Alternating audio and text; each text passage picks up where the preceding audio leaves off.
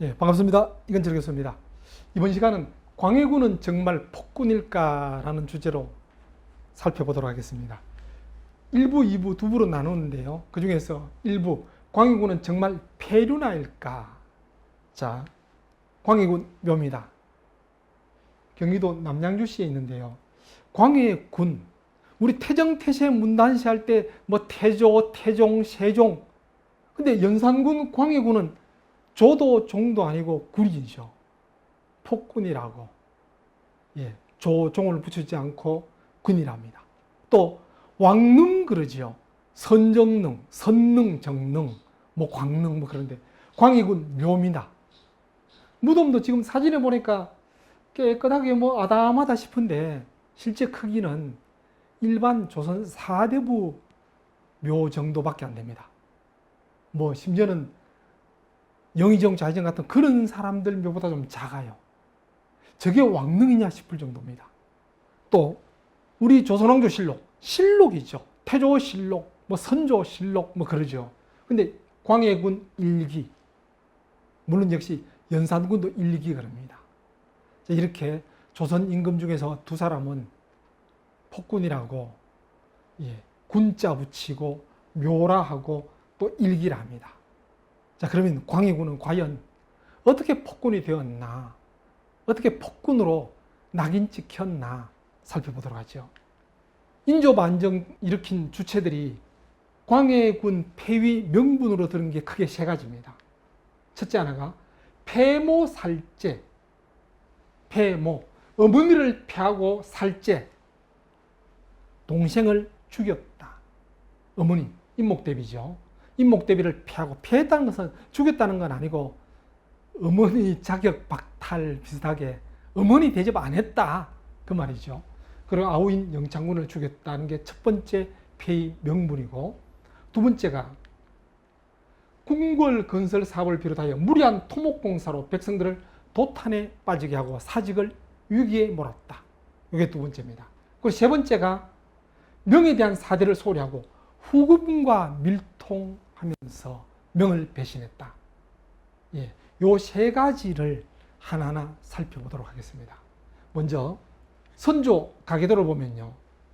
선조의 첫 번째 부인 의인왕후입니다. 근데 이 의인왕후는 애를 못 낳았어요. 공주도 왕자도 없습니다. 그래서 후궁들이 많죠. 또 후궁 밑에 왕자, 공주 많은 편이죠.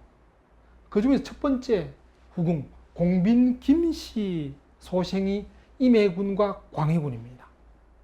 그걸 있는데 나중에 선조 55세대에서 의인왕후가 죽고 다시 세장가 갔습니다. 그분이 인목왕후입니다. 광해군보다도 나이가 어려요. 그래도 어쨌든 친어머니가 있지만은 왕후를 어머니로 삼아야 되잖아요. 조시대는. 쉽게 말해서 일반 사대부 같으면 정실 부인이고 이건 첩이죠. 그래서 정실 부인을 어머니처럼 당연히 모셔야 됩니다. 그러니까 광해군보다도 인목 왕후가 나이가 어리지만은 어머니입니다. 어머니 대접해야 되죠. 근데 이 인목 왕후에게서 정명공주와 영창대군이 태어났습니다. 이게 문제가 된 겁니다. 문제가 돼서 문제가 된 게 아니고 조선은 적장자 상속이죠. 당연히 의인 왕후 밑에 아들이 있었다면 그 사람이 선조 대를 이어야 되는데 의인 왕후는 없고 그 다음에 후궁들로부터 쭉 대군들이 있지만은 근데 문제는 늦게 해서 인목왕후 그래서 적장자 영창대군이 태어난 겁니다. 그래서 이 광해군은 세자로 정해질 때도 파란만장했고 세자로 정해지고 나서 정말 임진왜란 극복하기 위해서 전국 다니면서 불철주야 정말 고생했는데도 쉽게 후계자로 지목을 못 받았습니다. 그러니까 더 반대파에서는 영창대군을 어린애 같은 영창대군을 임금으로 올리자 막 그런 일이 많았는데 선조가 죽을 때 그래도 광해군이다. 임해군은 찍혔죠. 이미 찍혔던 게 임진왜란 때 임해군, 광해군 다 전국 다니면서 뭐 의병 모집 활동 다니고 했는데 이 임해군은 오히려 좀 그야말로 민심을 얻지 못해서 백성들한테 오히려 잡혀서 일본군에 넘겨지고 막 그랬던 사람입니다. 그 선조는 광해군을 찍었습니다. 죽을 때 유서를 남겼다 그러죠. 유지를 남겼는데 그래서 광해군이 된 겁니다. 인조반정 주체 세력들이 광해군을 폭군으로 몰면서 내세운 첫 번째 폐모살제 사건. 이게 어떤 거냐면요. 조선시대 그 광해군 대에 칠서라는 거, 서자 그런 뜻이죠. 양반댁 서자들인데 조선시대는 서자들은 벼슬을 못했죠. 아주 괜찮은 집 양반이고 똑똑한 양반들인데 서자라고, 그 양반집 서자라고 벼슬 못해서 조정에다가 벼슬길을 열어달라 상소를 하고 막 그랬습니다. 조정에서 들어줄 리가 없죠. 그래 벼슬도 못하니까 울물에 찬 이 칠서가 그 여주에 있는 남한강 옆에 있는 근처에 같이 모여 살면서 자기들은 뭐 한풀이도 하고 그랬겠죠. 근데 이 양반들이 도둑질도 좀 하고, 그 좀 도둑질이라기보다는 뭐 의로운 도둑질 자기 딴에 그랬겠죠. 그러던 중에 서울과 동네에 그때 일본의 외상들이 있었거든요. 부산 동네와 서울 오가는 은을 사고 파는 은상. 이 사람들을 문경체제에서 그 은을 빼뜨려고 탈취하려고 하다 보니까 살인사건이 터진 겁니다. 이게 문제가 돼서 포도청에 조사하다 보니까 이런 양반들이 일으켰다. 나라에 불만이 많고 그런 사람이 모여 살면서 이런 거 일으켰다. 그걸 보고 광해군의 뭐 그야말로 우리 조선 역사에서 이름난 간신이라는 이첨이 사주에서 영모 사건으로 비화시킨 겁니다. 조선시대 최고의 죄가 영모입니다. 또 영모에 준하는 임금말 안 들었다. 묵은죄. 그 다음으로 이제 반상의 질서를 어겼다. 쉽게 말해 상놈이 양반을 뭐 어떻게 했다 이런 거죠. 영모 그러면 일단 뭐 가장 큰 죄입니다. 어찌 보면 이 칠서를 그렇게 딱 영모 사건으로 덮어 씌우기 좋았던 게 그야말로 나라의 불만 세력들이니까 불만 세력들이 모여서 하는 짓이 뭐 노상 뭐 나라 이래서 안 된다 저래서 안 된다. 그리고 또 우리가 잘 아는 이 양반들을 뒤에서 후원해 준 사람이 홍길동전 쓴 허균입니다. 그 허균이 홍길동전도 이런 사람들과 같이 놀면서 같이 좀 접하면서 영감을 얻었겠죠. 근데 물론 요 사건 터질 때는 그 허균은 중국의 사신으로 가서 여기서는 살짝 벗어났었는데 어쨌든 요걸 갖고 이첨이 영모 사건으로 비화해서 사주한 거죠. 딱 영모 사건이라고 이야기하면 너가 좀 쉽게 풀어주겠다 그런 겁니다. 그러자 그 영모 사건에 관계되는 사람들 대거 잡아가놓고 유배시키고 사사했던 게 바로 개축옥사입니다. 1613년 광해군 5년 개축년이라고 개축옥사 그럽니다. 자, 이걸 좀 더 자세히 보겠습니다.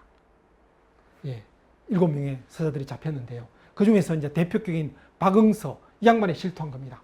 우리 은을 가지고 한 300여 명과 결탁해서 대궐을 습격해서 왕과 세자를 몰아내고 임목대비를 수렴청정으로 시키다가 영창대군 좀 크면 왕으로 옹립하고자 했다. 그렇게 자백을 한 겁니다. 근데 한편으로 보면 이게 말도 안 되죠. 얘들이 뭐 했겠어요. 힘도 없고 뭐도 없는 아무것도 없는 요즘은 좀 덜하지만 한때 우리나라도 뭐 그렇죠. 무슨 민주화 운동하면서 뭐 그런 게 있었죠. 대학생들이 모여갖고 무슨 뭐 한 7여 명이 모여서 그냥 정부 이래서 안 된다. 그러다가 잡혔다. 공안 당국에 잡혔다. 그러면 전부 다 그냥 종북 그러면서 몰아붙였죠. 예, 역사 참 옛날이나 지금이나 크게 안 다르죠. 그런 정도입니다. 그런 정도 사람을 몰아붙여서 임목대비가 수렴청정하다가 영창대군을 세우려고 했다. 이건 영모죠. 또 계속 추궁을 하니까 또 다른 한 사람은 이런 사건을 총괄적으로 지휘한 우두머리는 김재남이다 그랬습니다. 이 김재남이가 누구냐면 임목대비의 아버지입니다. 영창대군으로 보면 할아버지죠. 그러니까 이거 뭔가 짜고 치는 게 딱 눈에 보이죠. 그러나 조선시대 때는 그야말로 이 자백이 엄청난 증거 자료가 됩니다. 문제가 됐죠. 그래서 김제남 비롯해서 그 당시 이쪽 편에 있던 서인 남인 세력들을 대거 숙청하면서 감옥에 넣고 유배시키고 사사했던 사건이 개축옥사입니다. 근데 문제는 그래서 김제남을 비롯해서 서인 남인들이 쫙 개축옥사 당한 것에 끝나지 않죠. 임목대비를 수렴 청정시키다가 영창대군을 왕으로 옹립하려 했다. 이런 일이 있으니까 이 개축옥사 지나고 나서도 계속 광해군 쪽 이첨 세력, 대북 세력들은 임목대비와 영창대군을 그냥 둬서 안 된다. 막 그럽니다. 심지어는 막 죽여야 된다. 유해 보내야 된다. 그러죠. 광해군은 그 말 듣지는 않았습니다. 친동생은 아니지만은 이복 동생인데 듣지는 않았습니다. 근데 하도 그러니까 죽일 수는 없고 8살밖에 안 되니까 서인으로, 평민으로 강등시키고 교동으로, 강화도로 유배시키십니다. 강화도 유배 간 지 얼마 안 돼서 강화부사 정항이 살해합니다. 심지어는 광해군 일기에서는 이 살해 사건도 이첨이 뒤에서 사주했다 그럽니다. 어쨌든 그래 죽었습니다. 또 그 이후에 임목대비는 서궁, 경운궁인데 오늘날 덕수궁입니다. 으로 옮기고 사실상 강금, 유폐죠. 서궁 유폐입니다. 그러고 나서 또 거기서 끝나는 게 아니고 계속 폐모해야 된다. 폐모는 한마디로 어머니 자격 박탈해야 된다. 뭐 하라면 해라. 그게 아닙니다. 조선시대는 유교 사회라서 충효잖아요. 어머니 그러면 막 절대적입니다. 심지어는 왕이 물려받을 때도 선조도 마찬가지였습니다. 선조 죽고 나서 광해군을 임금으로 세운 것은 물론 선조의 유지가 있었지만은 옥새 자체를 임목대비가 관리하다가 임목대비가 광해군한테 준다 선언합니다. 어쨌든 선조가 죽고 나서는 그 집안의 최고 어른은 어머니니까. 할머니가 있다면 할머니지만은 어머니가 최고 어른이죠. 그래서 임금 죽고 나면 할머니 또는 어머니가 옥새 관리하다가 다음 보위에 오를 사람한테 딱 지목해 줍니다. 그때 광해군 때도 그랬어요. 그런 임목대비인데 이 이첨을 비롯한 대북 세력들은 아예 임금 자격 박탈해야 한다. 아버지가 역적인데 김제남인데 역적의 딸을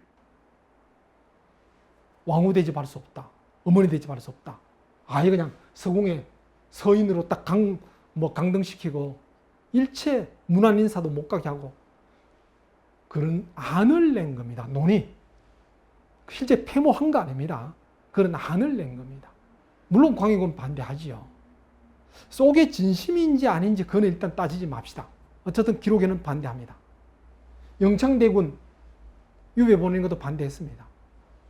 임목대비 폐모 논의도 반대했습니다. 그래도 대북 세력들은 계속 공격을 해야 됩니다. 그래서 그게 계속 논의가 됐지만은 그 논의 때문에 전국에 유림들이 들고 일납니다. 금수만도 못한 짓이다.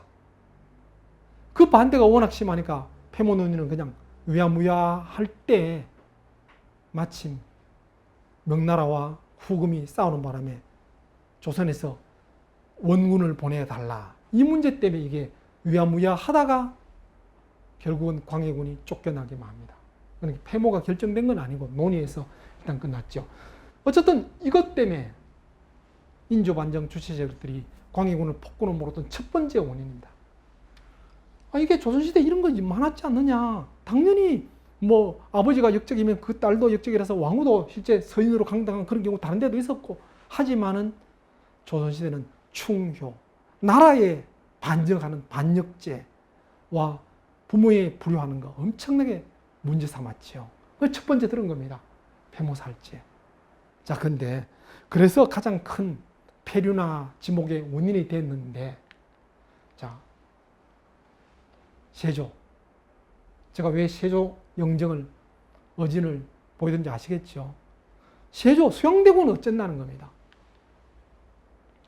단종 즉위한 1년째 정적이었던 김용서 같은 정적을 한 명의 살생부 통해서 대거 죽이고 또 이 김종서 세력과 친하게 지냈다고 안평대군은 이 수양대군의 동생입니다. 친동생인데도 불구하고 정적들과 친하다고 유배 보냈다가 사사시킵니다. 이게 개유정난입니다. 김종서, 물론 뭐 역사의 기록은 승자의 편이니까 김종서가 역모를 꾸민 것도 아닌데 요즘 말로 치면 국정을 물러나게 했다. 김종서가 완전히 단종을 주물렀다. 그래서 김종서 일당들을 아예 그냥 없애버렸다 하는데, 실제 단종 초기는 단종이 김종서보다도 수양대군을 더 많이 의지했어요. 삼촌이니까 대궐에 그냥 내 집처럼 조카 찾아가듯이 자주 찾아가고 그랬습니다. 그랬던 사람입니다. 이 김종서 일당들이 국정을 물러앉게 했다는 것 때문에 개유정난 일으켰다라는 것은 솔직히 조금 명분이 약한 편입니다. 그런데 그 이후에 다시 또 금성대군, 역시 마찬가지로 동생입니다. 안평대군 밑에 금성대군, 이 금성대군 또 비롯한 일당들도 단종 편을 드니까 금성대군 비롯한 단종의 측근들을 다 유배시키고 결국은 세조가 수양대군이 즉위합니다. 세조가 됐죠. 개유정난 일으킨 지 2년 만에 즉위합니다. 그러고 나서 잘 아시는 것처럼 사육신의 단종 복위운동 1456년이죠. 그게 들통났죠. 단종을 다시 임금으로 세우자. 그게 들통나면서, 물론 사육신들은 다 죽였죠. 그래서 죽었으니까 안 죽고 그냥 벼슬자리 떠난 사람들 생육신. 그때 나온 말들이죠.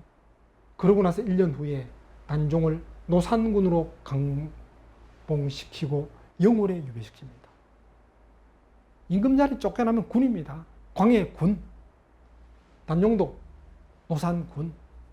근데 나중에 그래도 단종은 폭군이 아니지 않느냐 해서 나중에 다시 복권돼서 단종이라 그래주는 겁니다. 근데 영월로 유배간 걸로서 끝나지 않고 그 이후에 금성대군이 다시 단종 복위 사건을 일으키자 결국 금성대군도 죽이고 단종은 서인으로 강등시킨 후에 결국 사사시킵니다. 요 마지막 죽을 때는 실제 사역을 보내 사사시켰나 아니다, 뭐 어떤 놈이 살해했다, 약간 뭐 논쟁이 조금 논란이 있지만은 여러 가지 정황을 볼 때 사사로 봅니다. 자, 수양대군, 세조가 광해군보다도 덜 패륜적이냐? 물론 어머니를 폐모했다는 건 없지만은 동생을 둘이나 죽이고 조카를 죽이고, 그것도 직접 명령을 내렸지요. 오히려 광해군이 영창대군 직접 죽이라 소리 안 했습니다. 이첨의 사주에서 강화부사가 살해했다 그러죠. 수양대군은 직접 죽였습니다. 이래도 수양대군을 폭군이라 안 그러고 세조라 하지요. 자, 또 하나. 두 번째 이제 문제 삼았던 게 이제 인조반정 주체제를 두 번째로 문제 삼았던 게 궁궐공사 등 무리한 토목공사라 했는데요. 종묘 중건, 지금 종묘 잘 아시죠? 뭐 종로 3가역과 5가역 사이에 있는 종로 3가역 근처에 있죠. 그 종묘 임진왜란때 불탄 거 다시 중건했습니다. 광해군 원년 들어서자마자. 그러고 나서 창덕군 중건, 광해군 3년. 물론 뭐 경복궁도 불타고 창덕도 불탔으니까 뭐 다시 대궐이 없으니까 있긴 있어야 되겠죠. 그까지는 어느 정도 이해갑니다. 그러고 나서 창경궁 중수, 요거는 좀 고쳤다. 요거까지도 조금 이해갑니다. 근데 광해군 12년에 좀 시간이 좀 됐죠. 시간이 좀 됐지만은 경덕궁, 요게 뭐냐 하면 원래 이제 광해군의 이복 동생인 정한군인가, 그 정한군 임진왜란 때 역시 불타 없어졌지만 거기에 왕기가 서려 있다고, 위치가 좋다고 거기다가 경덕궁을 건립합니다. 나중에 경희궁, 지금 이제 역사박물관 그 자리라 그러죠. 건립합니다. 이때 엄청난 토목공사입니다. 큰 공사입니다. 창덕궁 못지않은 크기라 그럽니다. 근데 이걸 지으면서 또 인경궁을 또 짓습니다. 인왕산 밑에 왕기가 서려 있다고, 그거다 엄청난 대궐공사인데 조선 궁궐 중에서 가장 컸다 그래요. 물론 이것도 지금 불타고 없습니다. 이건 아무리 봐도 무리는 무리이죠. 때가 어느 때입니까? 임진왜란 직후입니다. 임진왜란 직후, 물론 직후의 종묘, 뭐 유교에서는 선조들 위패 모시는 것은 당연히 중시했으니까 광해군 들어서자마자 종묘 중궐하는 거 좋습니다. 할 수 있겠죠. 또 마땅한 궁궐이 없어서 궁궐 중궐하는 것까지는 좋은데 그 다음 궁궐은 어쩌면 특히 경덕궁, 인경궁 등은 광해군이 조금 풍수지리 같은 그런 데 좀 빠진 것 같아요. 어쩌면 순수한 풍수지리도 아니고 주변에서 뭐라 그랬겠죠. 저기 왕기가 서려있다. 이런 말이 좀 혹한 것 같아요. 오히려 경덕궁, 인경궁 새로 짓는 것보다도 불타없어진 경복궁을 새로 지어야 되는데 경복궁은 손 안 대고 경복궁 못지않은 경덕궁, 경복궁보다 훨씬 큰 인경궁을 새로 지었다는 것은 광해군이 풍수지리에 좀 빠지긴 빠진 것 같아요. 또 교제를 지내기 위한 원군함을 건설했다는데 이건 뭐냐면 교제, 쉽게 말해 천제입니다. 천제는 중국의 황제만 지냈죠. 조선은 제후국이라고 해서 천제는 하늘의 제사 지낸 겁니다. 뭐 맹자사상에 천명을 받던 게 천자니까 하늘의 명을 받들어 천자가 됐으니까 감히 하늘의 제사 지내는 사람은 천자밖에 못 지냅니다. 조선의 왕은 그냥 토지신한테나 제사 지내고 조상신한테만 제사 지냈습니다. 하늘의 제사 못 지냈죠. 물론 그래도 살짝 태조 때부터 살짝 좀 지냈다 그래요. 그럴 때마다 대신들이 막 이러면 안 됩니다. 뭐 그랬습니다. 그래도 광해군 아마 왕권 강화를 위해서 지내려고 그랬겠죠. 그걸 지내기 위해서 원구단을 만들었습니다. 하늘의 제사 지내는 단입니다. 원구단 그러기도 하고 환구단. 원래 우리 동양 사상에서 하늘은 둥글고 땅은 네모지다. 천원지방 그랬어요. 그래서 하늘의 제사 지내는 데는 둥굽니다. 그래서 원구단 또 둥글 환자에서 환구단 그러기도 합니다.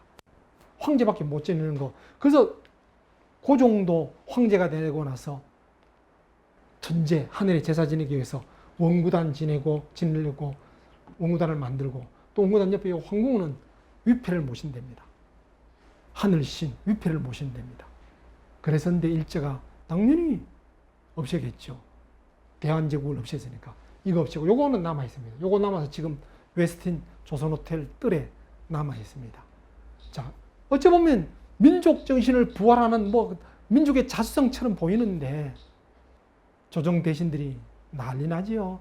제후국으로서 천제를 지낸다는 것은 중국 왕실에 대한 예의가 아닙니다. 참 그렇죠. 이런 거 하려고 맘먹는다고 중국에서 우리 조선을 따지는 게 아니고 조선에 있는 대신들이 먼저 따집니다. 큰 나라를 섬겨야 되는 우리 작은 나라가 일가면 안 됩니다. 결국 하도 그러니까 원구단만 짓고 교제는 못 지냈습니다. 유야무야하다 결국 못 지냈어요. 어쨌든 선조 이어서 임진왜란을 이후에 전란 복구 사업에 총력을 기울일 때 지나친 토목공사 한 거는 광해군이 비판받아 마땅합니다. 근데 광해군 큰 업적 중에 하나 대동법을 시작했습니다. 대동법이 뭐냐면요. 곡물을 특산물 대신에 쌀로 내도록 하는 거. 뭐 별것 아닌 것처럼 보이죠. 그게 뭐냐면 그전에는 곡물을 각 집에 얼마씩, 곡물 특히 지방 특산물입니다. 예를 들어서 공주 그러면 밤이 많이 나죠. 공주에서는 각 집에 밤을 한 마리씩 세금처럼 내라든지 이런 식입니다. 자, 문제는 그러니까 어쩌다가 밤 흉년 들었을 때도 똑같이 내야 되죠. 밤을 먹고 해서 전국의 밤을 막 수집해서 세금처럼 내야 됩니다. 그래서 그거 중간 상인들의 농간들이 심했대요. 아전들의 농간, 지방 관리들의 농간이 심했답니다. 그걸 없애야 된다. 그런 거 없애고 토지 평수에 따라 땅 많은 사람은 땅 많이 내고 땅 적은 사람은 적게 내고 쌀로 통일시켜 내자. 이 안을 처음 낸 사람은 이원익입니다. 조선 청명리겸 명제상 이원익이 건의했을 때. 자, 그러면 원래 이름은 선해지법이었습니다. 임금이 백성을 위해서 큰 혜택을 베푼다. 그랬는데 이 속에는 그야말로 땅 많은 사람, 돈 많은 사람 많이 세금 많이 내고 적은 사람 적게 내는 거는 정말 백성들을 고루 잘 살게 한다. 고루 잘 산다. 대동. 이게 원래 공자사상이죠. 그 나중에 대동법이라고 불려진 겁니다. 원래 선해지법인데. 자, 이 좋은 거 당연히 쉽게 했을 것처럼 보이죠? 아닙니다. 누가 반대했겠습니까? 그 전에 대동법 이전에 하던 걸 대동법으로 바꾸는 바람에 손해보는 중간상, 아전들, 지방관리들, 향리들, 거기다 더 토지 많은 사람은 세금 많이 내고 토지 적은 사람은 적게 내니까 땅 많은 지주들이 얼마나 극렬히 반대했는지 이거 전국적으로 시행 못하고 경기도부터 시작했어요. 그러고 나서 전국 다 할 때까지 100년 걸렸습니다. 숙종 때 가서 전국적으로 시행하게 됐습니다. 어쨌든 이걸 시행했다는 것은 어쨌든 큰 업적 중에 하나죠. 또 하나 잘 아시는 동의보감입니다. 동의보감. 임진왜란 직후에 워낙 병자도 많고 막 그런데 옛날 중국의 의서를 갖고 하니까 약재 중국서 다 사와야 되고 중국 책에 나오는 그 기준에 맞추려니까 일반 서민들은 아예 의료 혜택도 못 보지요. 그래서 선조의 명령으로 시작했는데 선조가 죽는 바람에 의이, 허준이 유배 갔습니다. 뭐 허준이 잘못한 게 아니라도 임금이 죽고 나면 의인은 무조건 유배 갑니다. 유배 갔는데 광해군이 특별히 허준을 계속 불러서 동의보감을 완성시키도록 했다는 겁니다. 이건 어쨌든 광해군이 백성을 위한 정치를 했는 거, 백성을 무시한, 민생을 무시한 게 아니었다는 겁니다. 궁궐 토목 사업 같은 건 정말 좀 지나친 감이 있었지만은 그래도 전남 복권을 위한 민생을 중시한 걸 했다는 겁니다. 그래 볼 때 주체 세력들이 광해군을 폭군으로 몰은 세 가지 근거 중에서 첫 번째, 두 번째 근거가 좀 부족하지 않나는 겁니다. 자, 여기까지 보고 다음은 두 번째 편에서는 광해군은 정말 오랑캐와 밀통했을까? 주체 세력들이, 인조반정 주체 세력들이 세 번째 이유로 내세운 요거에 대해서 살펴보도록 하겠습니다.